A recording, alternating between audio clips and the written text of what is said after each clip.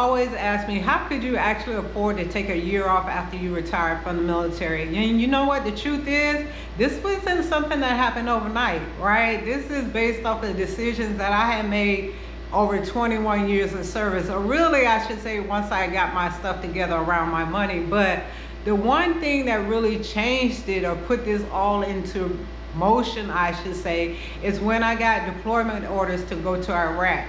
Yep. Had been in the military over 18 years and I had never deployed. And I finally got hit with a deployment to Iraq.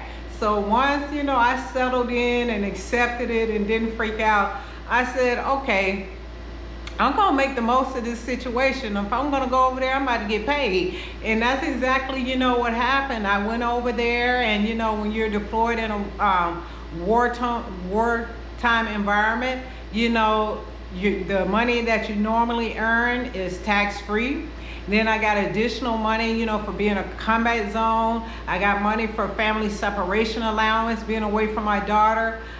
Very little spending, right? Where I'm gonna spend money at, really. My mother, she spent more of the money that I sent back home, because I was like, send me this or send me that, but yeah, that time in Iraq really allowed me to, bank some money, because I had very little expenses besides, my mother who was, who had moved from California to South Carolina to help me with my daughter, so she didn't have to change school. I would still send money back home for that, for the rent on the apartment and stuff like that. But other than that, I knew that I was going to be able to bring home, at least save 5 figures. And I don't remember the exact amount, but I know it was at least 5 figures, so yeah, that's where it really started. So once I completed that deployment, after a year coming back home to my normal job, it wasn't until then that I found out that I could retire early,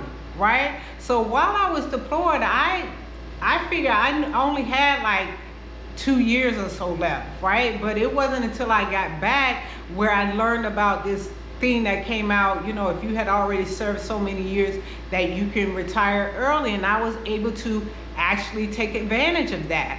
So that's exactly what I did. So I retired maybe 5 or 6 months after returning from Iraq. And then that's when, once I retired, I took that year off.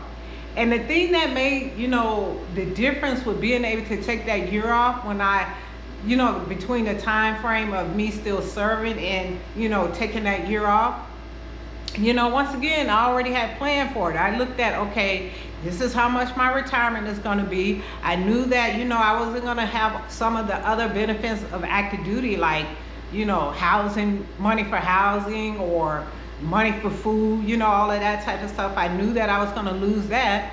So I knew, okay, this is how much my retirement income is going to be. I have to be able to live within that, make sure whatever home that I purchase within my budget, I would be able to afford it and still have money left over at the end of the month.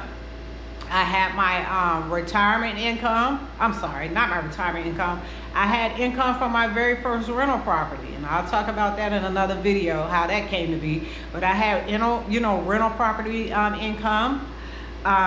What else did I have? Of course, I didn't have any debt, right? Y'all already know how I feel about debt. So I didn't have any car loans. I didn't have any student loans. I didn't have any credit card debt.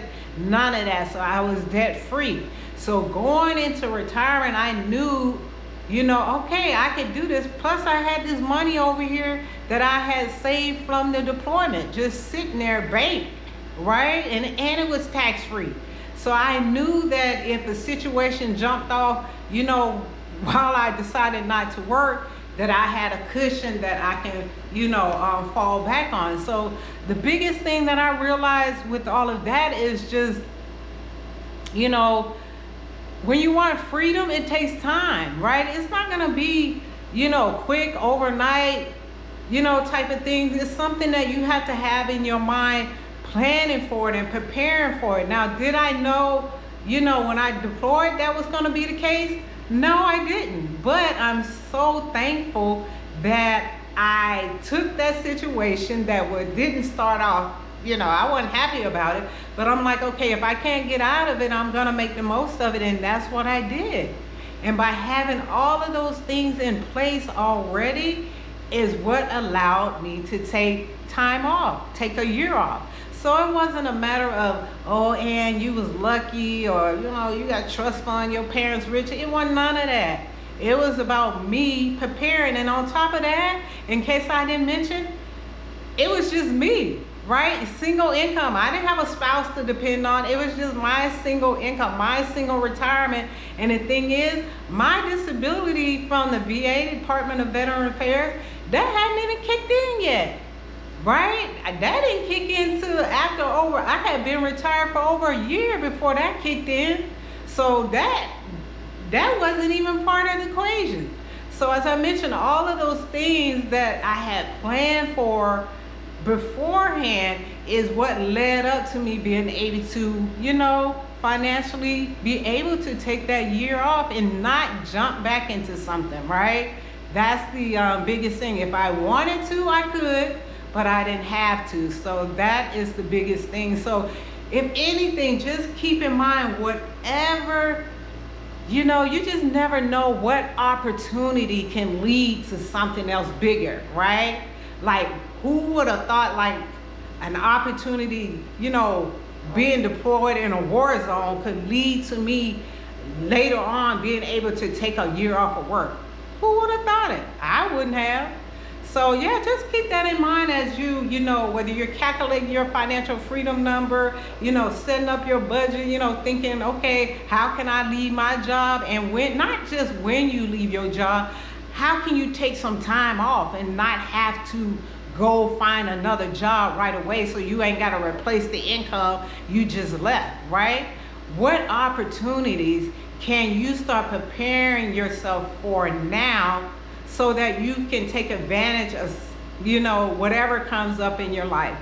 So if you haven't already, please make sure you hit the subscribe button, you know, show your girls some love, and I'll holler at you next time.